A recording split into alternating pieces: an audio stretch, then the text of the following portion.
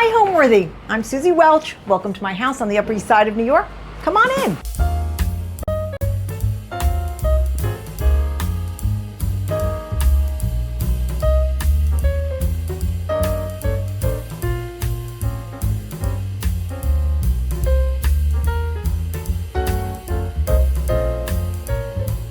You're watching Homeworthy, where we believe every home has a story. Hello, Homeworthy. I'm Suzy Welch, and this is Pierre.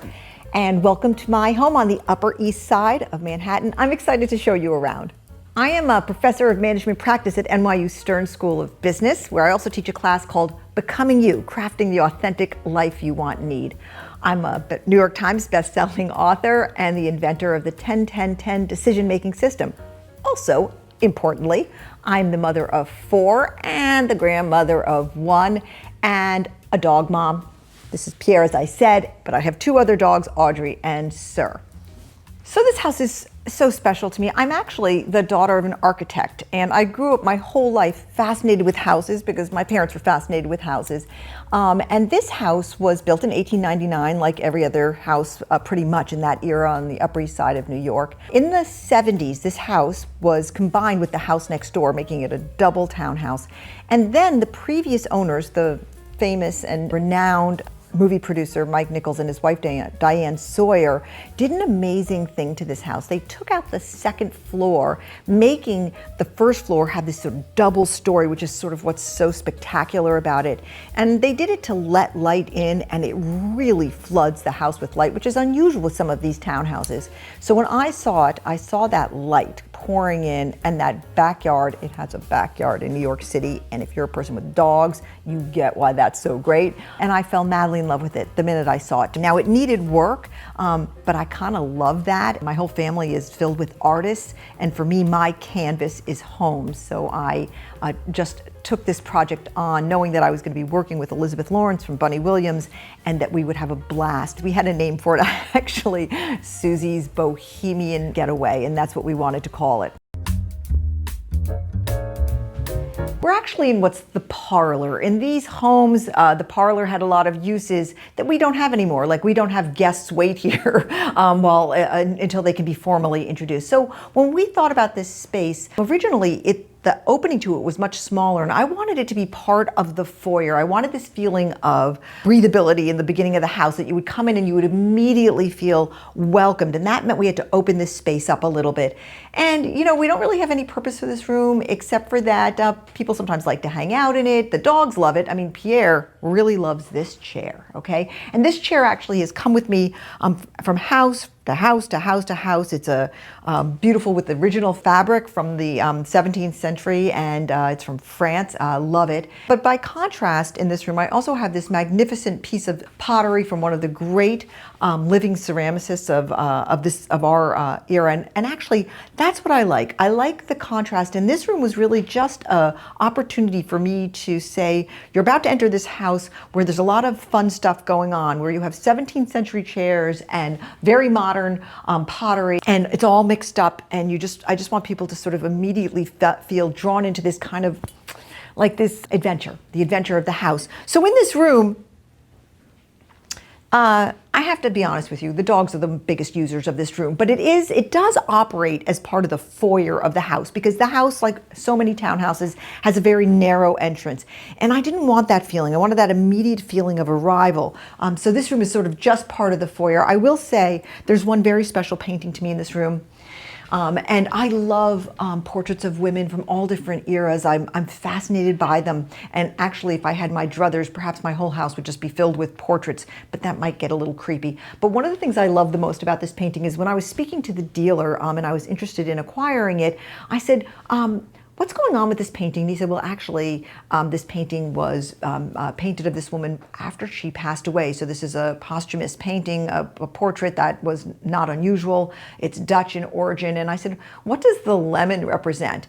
And I thought I was going to get some kind of great philosophical thing. And he said, bitterness. And I thought, well, that's unusual and kind of weird. And so I promptly bought it. But the interesting thing about it is I put it right next to 2 watercolors, actually sort of black ink that were drawn by my children, by one of my children, and I framed them up. But and they were teenagers when they made them. They're actually, all of my children are wonderful artists, and they made this one when they're young, and I actually sort of love that they were experimenting with painting when they were very young, and so these are precious to me in a totally different way. I love the explosion of color and energy of this particular painting. It's a young Brooklyn artist, and I think that who's not yet established, and it's exciting to be part of an artist who's trying to establish an oeuvre and trying to establish followers, bring her into my collection, and just the energy and the dynamism and the sunniness. And so many paintings are somber, and I understand that, and I love the poignancy of many paintings. But I also wanted, when people walked into this house, to look over at that painting and go, "Oh, this is a happy house," and that it was why it has this very prominent place in the house.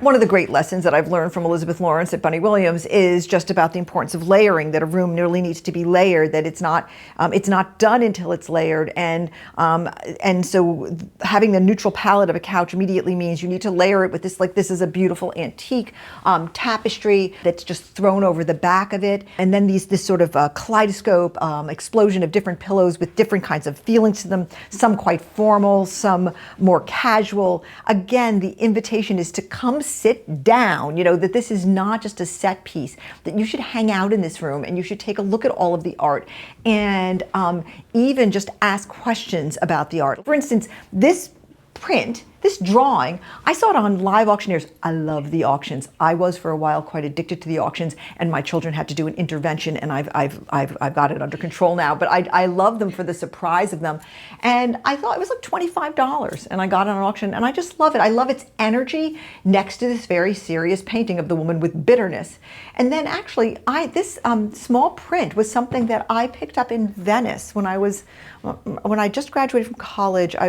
I went to Venice for a vacation I remember we stayed at a place where, it was like $2 a night, but there was an art fair, and an artist had this out in the street, and I bought it, and every time I look at it, I remember that when I was 21 years old, I was scrounging around looking for art that I could enter emotionally. And that's actually the judge I have for every piece of art that I think about buying, which is that, do I enter it emotionally? Do I have an emotional connection with it?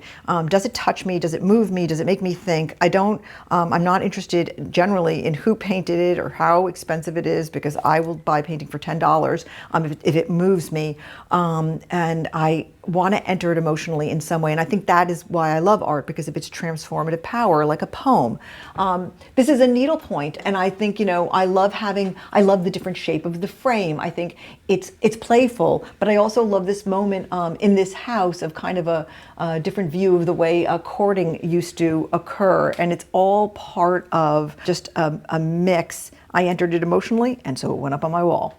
Perhaps the most important thing in this room, though, is the rug. And it was really important to me that this rug be right as you enter the house, because this was the rug that was in my late husband Jack's office. And he loved this rug. We chose it together. He's always around. He's always with me. And even though he has passed away, the fact that you come in, and at least for me, I know he's right here, and I spent many hours with him writing books in his office, and this rug was one that we both loved for its texture and its feeling, and it actually sort of reads as a neutral, which is unusual for me to have a neutral, but it's important that it was right at the beginning of the house, that something that was really, really evocative of Jack would be right there. The table was something Jack loved. He was, he ran a company with a lot of manufacturing, and so he loved this sort of motif of the tools and the screws there. And this was one of his favorites. And this big chest we got when we were traveling. We actually got it in China. A lot of things we picked up in our travels, always to remember our travels. And this was a piece that we picked up and we schlepped it home, and it was not easy, but it was worth it, because that's, the beauty of it, is each piece has meaning to you. And it's very, very important for me not to have set pieces or stagey pieces in the house, that I want everything to have some kind of emotional content in it for me. Our organizing principle when we used to travel together, when my husband was still living, was we would hit a city and we would say, where are the young artists? Where are the young artists? We would do it everywhere we went. It was our organizing principle for travel, and we just loved finding emerging artists. It was exciting for us to meet the artists. So many of the pieces in this house, although not all of them, because I really like older art. I love art from the 17th century in particular, and I love mixing it with new artists. But it was always fun to blow into a city, either abroad or in the United States, and just start our tour of the galleries. And people always used to say, "You went to what neighborhood?" And we would say, "Well, that's where the artists were." And it was fun, and we met many great people that way. I said that everything sort of has to have emotional content, and I would say that everything here, this is a perfect example of it. I went through a period where I just loved amber. I still love amber. Like, I love a dining room table set with amber. And I saw this lamp, and I kind of fell in love with it through a store window in New York City. And then I went back, and it wasn't there, and I kind of got frantic, and I went in, and the owner of the store said, "Oh, actually, it's in back, and we're fixing it." And I carried it home like it was a baby. Okay, so I mean, I have a relationship with objects, obviously. This was something I got on auction, but it's like 500 AD kind of thing. And I thought people have always loved their dogs. I am in a long line of people who are obsessed with their dogs, and I like to think that the person who made this also had their life completely controlled by their dogs, as I do. This was a gift from my son to me for my birthday. He's 35 now and a father, and this was his Christmas gift to me when he was 14 years old, and I've carried it with me from house to house to house, thinking how sweet it was for him to choose this for me. And this is a recent painting that I just purchased. It's that moment where Noah sends the dove out from the ark to see if there's land anywhere. And I love this moment of hope. I love this moment of rebirth. I love this moment of seeking the future. All of us have times in our lives where there's deep change. And I went through that when I lost my husband, and I had to think about how I was going to think about the future. And I saw this painting right in that period. And I thought, oh, I love this gesture of him letting the dove go. The dove does come back and say, there is land, there is a future. And we do go on. And this painting is small, but it represents that for me. And I put it right here in the foyer. I look at it, I mean, honestly, I look at it every day. All right, so going on down this way, I actually have an amazing story about this incredible Korean antique objet. I guess it's sort of a vase. There actually was a pair of them. And probably 15 or 20 years ago, when we were moving into our home in Palm Beach, the movers were moving these vases in. They're precious. And one of the movers, God bless him, dropped one of the vases, and it shattered. I'm not kidding. It shattered into 1,000 pieces. And I just stood over it, and I thought, well, this is a moment where I prove if I'm a good person or a bad person. And the mover was devastated. He was like, I'm so sorry, I'm so sorry. And I simply said, we all make mistakes. I still want to pat myself on the back for that one. I mean, I was like absolutely so mad. I can't tell you. I mean, I was like, oh, how could you? But I thought, like, he hates himself. I'm not going to pile on. And actually, Bunny said to me, we can fix that. And I said, it's in tiny little shards. And she said, there's a place. And they swept it up, and it came back completely repaired. And in fact, I'm looking at it to see if this is the one. This is the one. This was, because I had the other one in another place, and this is the one. It was completely rebuilt after being a jillion pieces. And you know, I kind of love the metaphor of that. I mean, this was in shattered pieces on the floor, and it was re-glued into one glorious piece. It was restored, and I love it even more for that. I love it even more. So the wallpaper was an interesting thing. When we came in, there was very tired wallpaper. I mean, really old wallpaper. And we knew we wanted something that was very neutral for all of my art. And it was going to go from the first floor all the way up to the fourth floor. And so we were very, very particular about it. And the beauty of this is it kind of looks like it's hand painted, but it's textured. And I love it. I love it as a neutral. I think it kind of reads as almost a kind of a beige. But it also has that green feeling of life in it. And it's a beautiful backdrop for the paintings all the way up the stairs. And now for the big of the house. I mean, it was an for me the first time I saw it. This is our living room, family room, everything room. And the thing that makes it very different from most townhomes is that when Mike Nichols and Diane Sawyer owned this house, they did this extraordinary thing where they took out the floor above, making it 2 stories and creating this incredible space that just feels so filled with light and allowed me to do this wacky thing and hang all my art in the same room, basically. And it opens up into the backyard, making this like, it's almost like suburban living with this indoor-outdoor feel to it. Now, if they had not done that, this would have been like a family room, and the room next door would have been the kitchen. And instead what we ended up having, because we took the ceiling, we said, yay, let's leave the ceiling out, although it was suggested to me by the architects, do you want to restore it? Because it's a lot of living space. I mean, when you take the ceiling out, we took out like 1,200 feet of living space, which is in New York, something not to trifle with. And I said, no, I love this feeling. Let me live with it for a while. I have to say, from all the mistakes I've made in decorating many, many homes, the greatest line is let me live with it for a while. So I lived with it, and I thought, you know what? I love this feeling. I lose a formal living room and a formal dining room. But it's 2024, and I don't need a formal living room and a formal dining room with the way I live. And it doesn't mean I don't entertain, because I entertain all the time. But I like this casual feeling that this gives the house. And so we have this light pouring in all the time. It's kind of, it kind of gives the house its modernism and its sunny optimism, and I love that about it.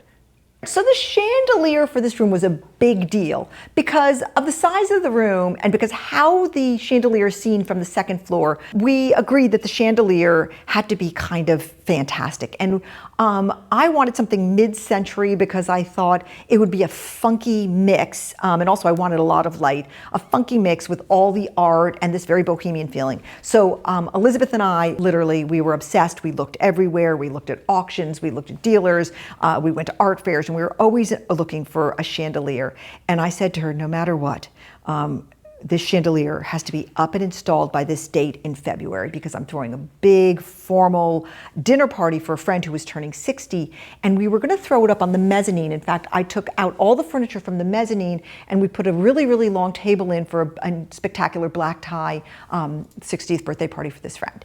And I thought, I said the whole view for everybody all night long is going to be the chandelier in this room and the chandelier in the room next door. And she said, okay, fine. And we were like hunting like mad. So we found this spectacular chandelier, and they came to hang it about a week before the dinner party. I mean, we were cutting it very close because the chandelier had to come from Europe, and we were cutting it very, very close. And so to put this chandelier up, obviously, it required this gigantic apparatus with scaffolding, and I was so excited it was going up. And there was like an army of people here, because to hang the chandelier I did not realize how complicated it was going to be. And there was this gigantic structure built in the middle of this room to hang it. And I was in the parlor as this was going on, and I was literally on the phone when suddenly there was, I can only say it sounded like a car wreck. It sounded like there was a car wreck in this room because bolt failed and the chandelier came crashing to the ground. And if you can imagine, I mean, this is a big chandelier, what it sounded like, well, it sounded like that. I mean, it sounded like 2 cars had collided in my living room. And then there was this incredible silence in the house. And I hung up the phone and I stepped out and I said, is everybody okay? And then everybody answered back, I'm okay, I'm okay. I said again, is anybody hurt? And the answer was, nobody is hurt. And then I said, how are the dogs? Because I thought people might be speaking for themselves, but who were speaking for the dogs? And somebody said, the dogs are fine.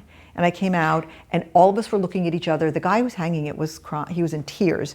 And he said, I'm so sorry, I'm so sorry. And I said, okay, these things happen. Or, I mean, I was just so overwhelmed with gratitude and relief that nobody was hurt, because somebody could have really been hurt.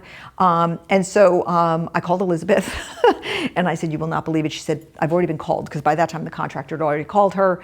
And I said, what are we going to do about this for the party? And she said, there's going to be a chandelier hanging there. And I don't know how she did it. She found a dealer in Texas who had this chandelier. We agreed it was fantastic, and we were able to get it up and hung for the party. But nobody was happier about it being hung for the party than I. And and also at the party, it was sort of a fantastic story. So there it is, and it was look, you love your house and you want it to look a certain way, but some things come first, like the fact that nobody got clobbered by this falling chandelier. So this art collection is truly.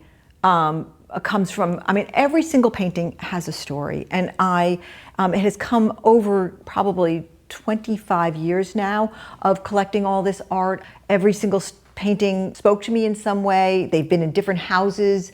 I bought them at different periods of my life, and I remember why I bought them. I just bought these two amazing 17th century carved angels this summer, actually, because I felt like that space needed something. But then I also saw them and I thought, these are so unique and so profound and charming at the same time, and I felt like they needed to be in my house, and so I got them. But I would say that each painting says something to me. This is an incredible painting by a German abstract expressionist who painted in the 60s. I love the energy of it. When I first saw it, I remember saying, I would never have that in my home. That's what I said when I saw it. And I got it with Jack, and we both sort of had a love-hate relationship with it for a little while, and it's really grown on me. But I don't know if I would ever have it just as a single painting. It works for me because it's got the sort of charming daisies next to it and this sort of beautiful Dutch still life on the other side of it, and this magnificent 60s portrait. And each one of these paintings sort of came into my life at a different time, but all entered through my heart, if you will. Some of them were gifts that to me or from me to Jack, and I look at them and I feel again like, if my life was a mosaic, each one of these paintings would be a tile in it. And I love them all for different reasons. I would say that I gave him this for when we got married. It's a Matisse. I gave that to him. So that was very special, a gift, but in the other direction. I will say that, oh my gosh, I could really tell you something about every painting, but like actually over here, this is a portrait that my daughter Eve took when she was in high school of one of her good friends, and I think it's a magnificent, first of all, it's a memory of Eve beginning as an artist. She's now an artist, professional artist now, but this is when she was beginning to experiment with becoming an artist. And then my son made this print when he was in high school. Be careful when you fight the monster, lest you become one. And he made that image, and I love it. Was a harbinger for the wonderful man that he was to become. This is a painting that I got on auction of the Isle of Skye. It has absolutely nothing special about it. It was probably really inexpensive. I got it on auction, and I just love the feeling. I love the feeling of openness. And the artist was probably an amateur, and he was experimenting, or she was experimenting with color and perspective. And that's how it all sort of came together. This is an artist that Jack and I found when we were in Argentina, a female artist who was experimenting with collage, and I have brought it from home to home to home. I think it's very unique. Why do I love it? It's hard to put words around it. There are some paintings that I can explain very specifically why I love. So there's a painting over that door of a young girl. She's probably, in my mind, she's around 10 or 11, and she's with her Dalmatian. So I have a large collection of paintings of women with their dogs, and this one does not fit with the collection because it's too large. So I hung it here, but I think I'm glad it's here because of all that large collection, this is probably my favorite.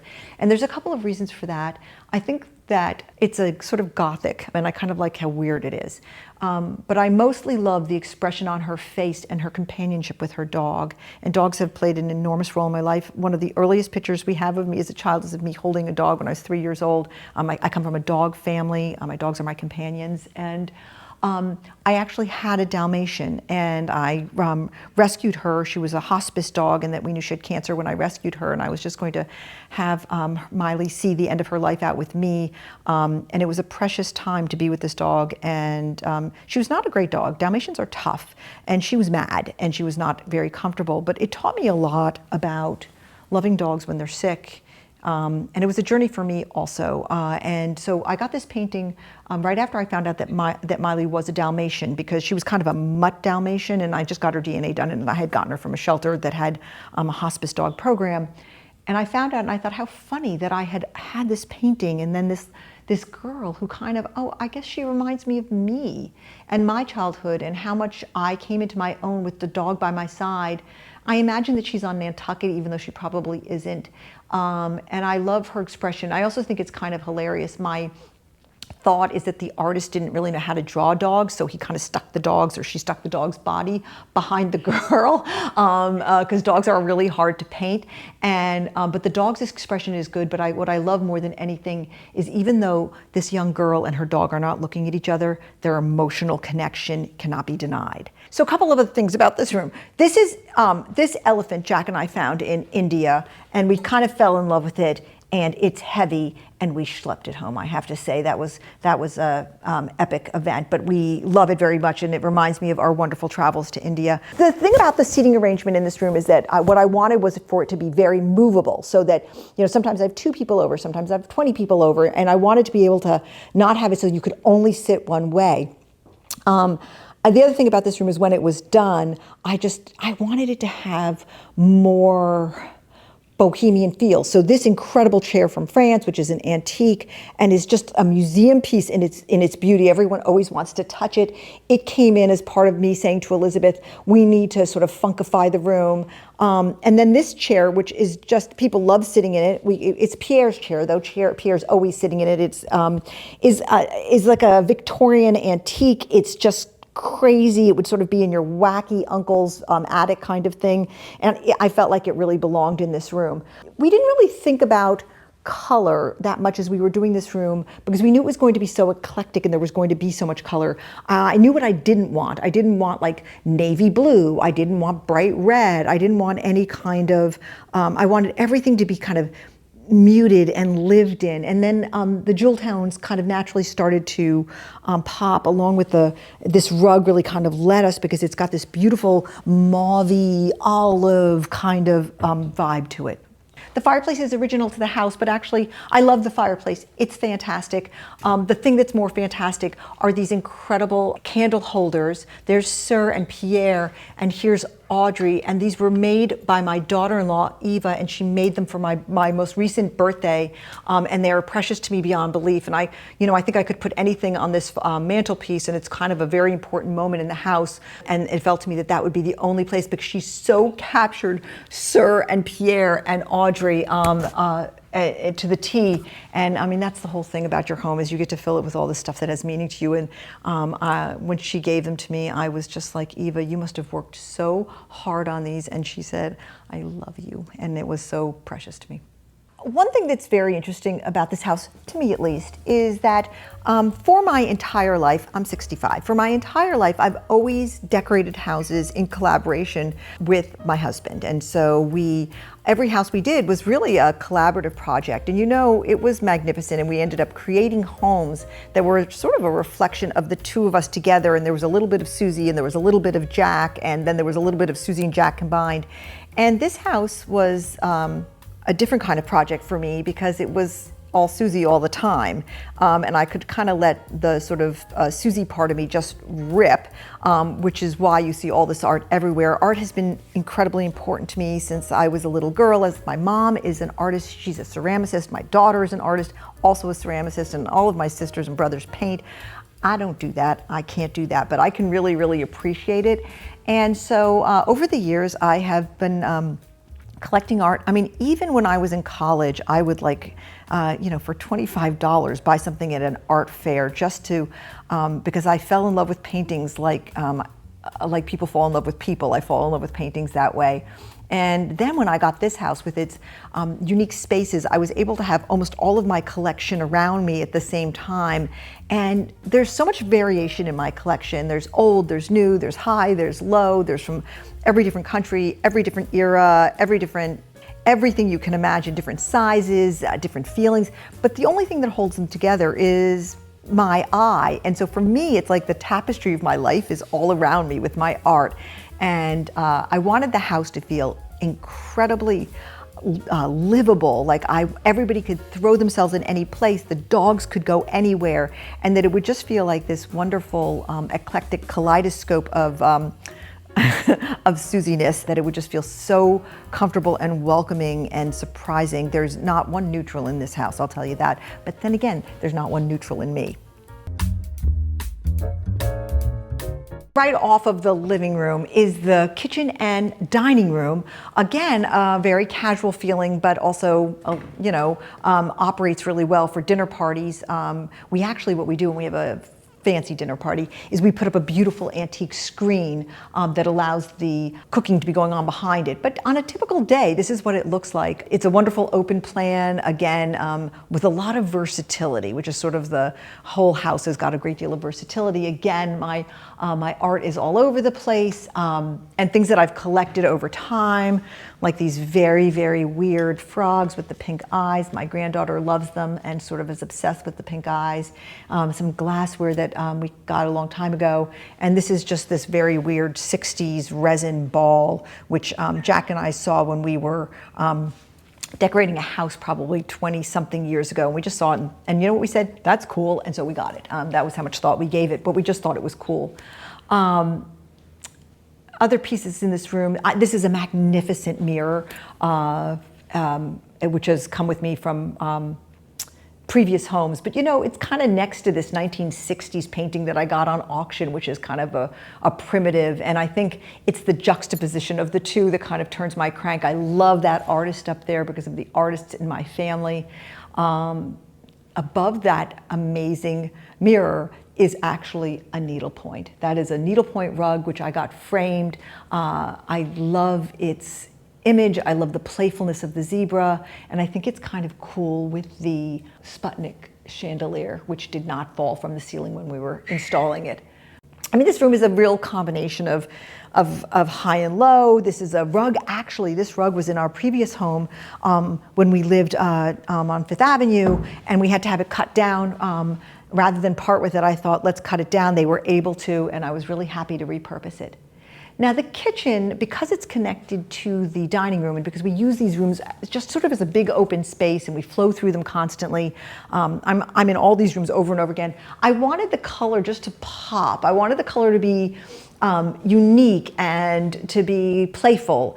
And we looked at a lot of greens. And when we saw this green, I remember saying, that's the green. And it's like a little green lacquer jewel box. And it's a highly functional kitchen. Look, this is New York. We're not in our kitchens all that much because we're eating on the fly or we're going out or doing takeout. But we've had many marvelous meals and it does everything. And so this table expands. I can open it up when my whole family's here, and we're able to put 14 people in this room, which fits us right now. As more grandchildren come, who knows, I might need a bigger table. I hope so. All the windows that you see and the round windows, I believe are original, and they give the house so much character. And I love this sort of original detailing, this kind of, early 1900s New York feeling, and then putting this super modern chandelier there also. Well, it was a custom rug that we had designed for our house when that Jack and I lived in together, and it was custom for our dining room in that house. And so that's why I was so heartbroken that it didn't fit in here. And I didn't want to. What was I going to do with it? Put it in storage for the rest of my life. And so I sort of broached this subject, and Elizabeth Lauren said, yes, we can absolutely cut it down without you ever noticing. And so we did. And I love it. It makes me happy. It's got this sort of wonderful fall feeling to it. It's kind of fresh. It's got one of the motifs in it is a pomegranate, which is over here. You would never know it unless I told you, but I happen to really, really love pomegranates. So I think that I love that funky part about it. I thought a lot about ripping the kitchen out in this house and putting a new one in, and I thought I don't want to do that much work. And so we took the kitchen that they had and we decided to paint it and put a new countertop on and get different tiles, and it worked. It worked, and it's a good working New York City kitchen.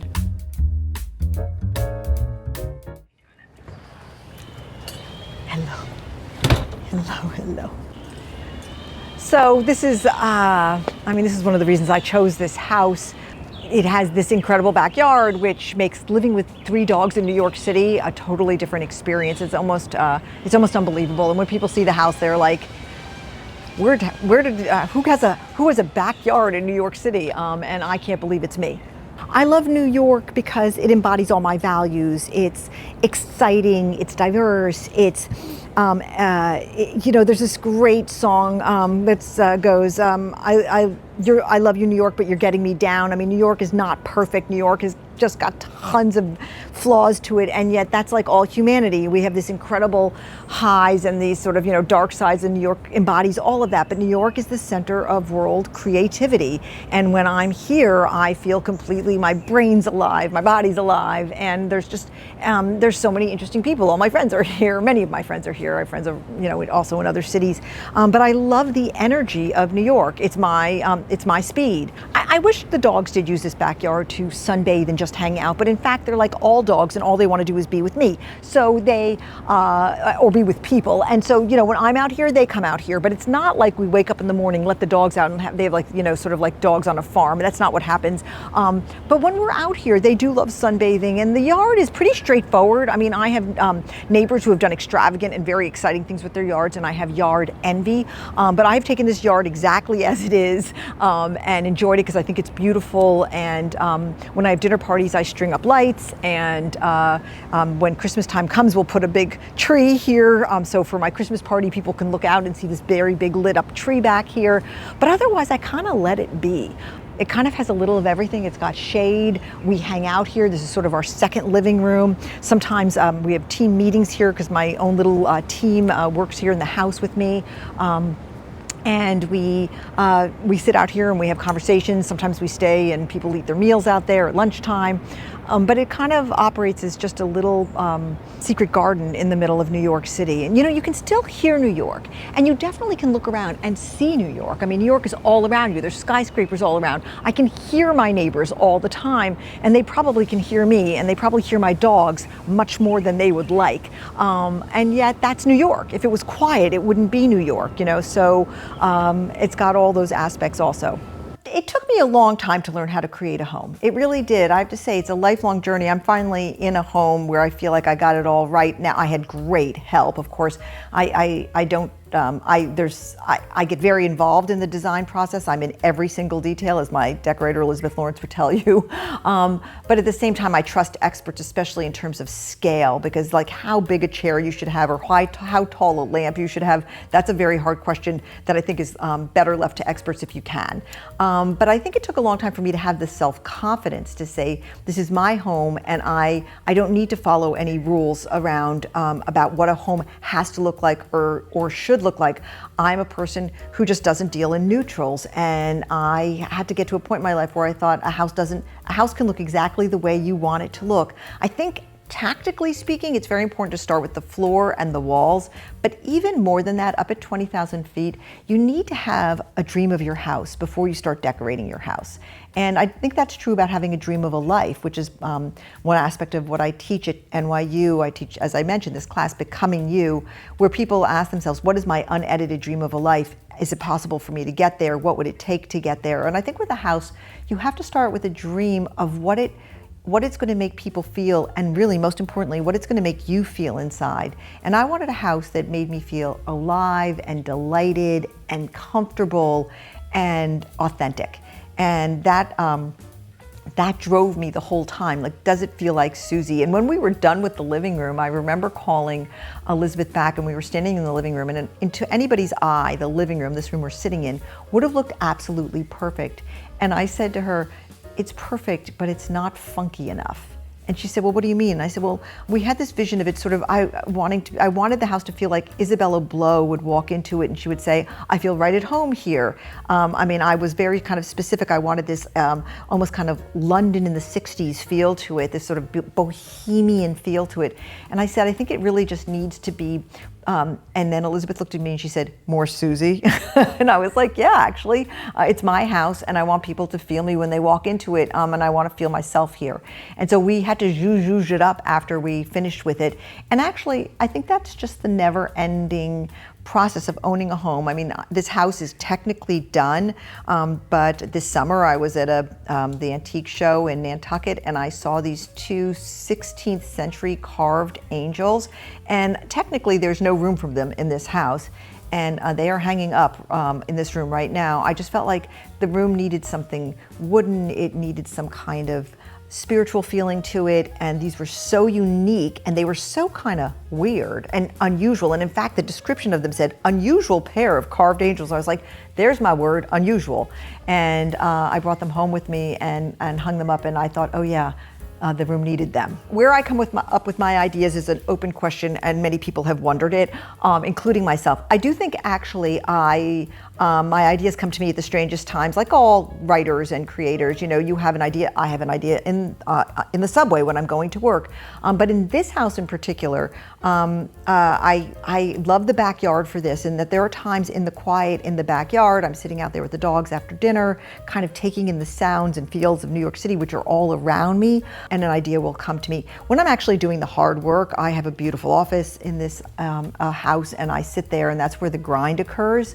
But this room that I'm in right now, the living room, is really our family room. When my children visit or when friends are over, and the dogs and I sit in this room every single day. And when this house was put together with the house next door and made into the house that I currently live in, one of the things that was lost was the formal living room and dining room, which would have been on the second floor.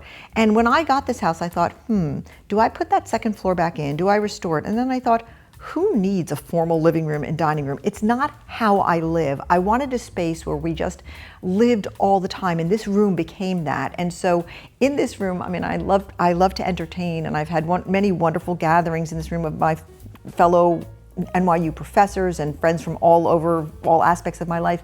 And we have sat in this room and had so many lively debates and discussions, and so a lot of stuff goes on just in this room. And I think it's actually the ambiance of the room, just all the eclecticness of it invites people just to have their individualism showing and let their ideas just flow freely, because there feels like there's no rules in this room. You know, this is a sort of let it free room, because look what Suzy did. She just put it all out there. And I think when people are in this room, they bring their true selves, their true authentic selves, and I kind of dig that about it. I have managed to accumulate a large eclectic collection of women with their dogs from all different eras, all different cultures, some really special paintings and others just very sweet paintings. I had one criteria as I was collecting these over the past 40 years, which was that there be some true emotional connection between the woman and her dog. And I had no place, these paintings used to be scattered all around any house that I lived in. And then when I got this house, we had this magnificent staircase that goes all the way up to the top 4th floor. And I thought, oh my God, maybe we could put them all together. And they belong all together because they all tell a story that should be told together about the variety of women with their dogs. Up until the Industrial Revolution, pretty much in many cultures, not all, but in many cultures, a woman's only chosen relationship was with her dog. And that's actually depicted in some of the paintings I have, where a young woman, often in her teens, is shown painted before she's sort of given away in marriage to somebody else, and she's there, and the look on their face sort of says it all, and she's with her dog.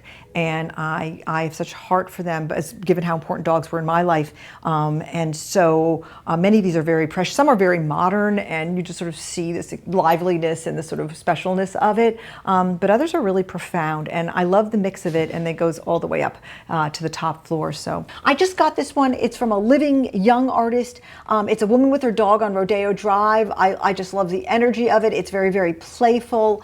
But it's juxtaposed with this a more important painting that's French of a woman with her dog. And again, what I'm loving, even though they both are not looking in the eyes of their dogs, you know that relationship is real. And again, I love the fact that the collection spans time. There's a 200-year age difference between these two paintings, and then this one is from Korea. There's that painting up there with the German Shepherd is from the Ukraine. These are these charming British drawings that I found in a little tiny print store in London last time I was there, because I'm always looking for paintings or pictures of women with their dogs. And I will say that I'm aided and abetted by my friends and family who, when they see a good one, are always saying, Suzy, take a look at this. So, and I have a hard time saying no. This is probably the most important painting in the collection. The artist is unknown. It's from 1720. It's believed to be a Dutch aristocrat, and this is she's probably, if we're lucky, she's 14, and this is her wedding painting, and she's being sent away to live with her new husband, and she's taking her dog with her along with her possessions. And I think a lot about her expression, which they painted her as kind of impassive, but we know that she probably wasn't. But I love her hand on her dog's paw, and I think that it's a very gentle gesture, and it's like my dog is with me. I have a lot of paintings of women working with their dogs. I mean, in history, women often did their work with their dogs as companions. But I got this painting right after I was widowed, and I was on the beach a lot with my dogs, and this painting kind of touched me. And again, you know, you don't see their faces, but you know there's something emotional going on.